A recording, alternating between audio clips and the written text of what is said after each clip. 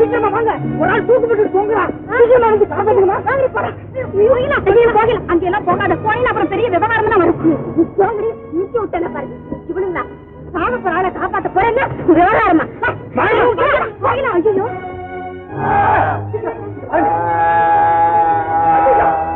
ஐயோ ஐயோ, ஏன் தற்கொலை பண்ணிக்கிறீங்க? ஏன் அழுறீங்க?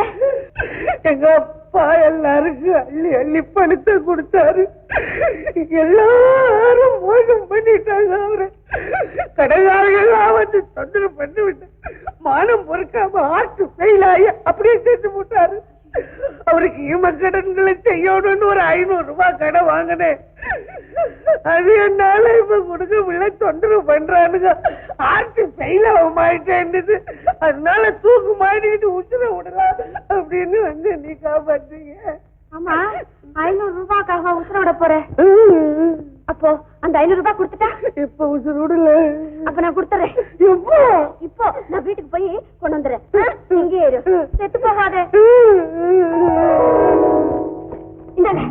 நான் இந்த பணத்தை கையால தொட மாட்டேன். கடங்கார பையன் அவங்க கிட்ட கொடுத்து விடுங்க.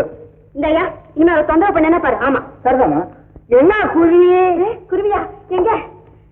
போயா, கடன் வாங்கிட்டு நின்றுகிட்டு இருக்கிற. போவியா? குருவிய காணுமே.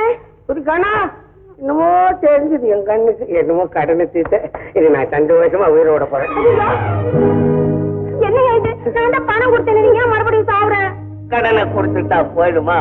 சாப்பாட்டுக்கு என்ன செய்யறதுன்னா வேலை வச்சு செய்யறது.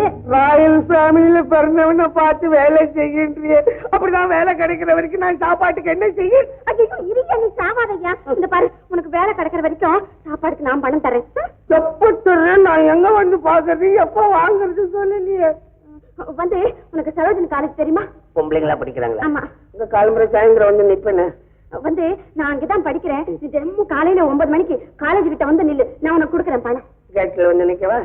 சரி சரி, நீ போய் இங்க இருந்து போயிடணுமா? போய் முதல்ல போதும்.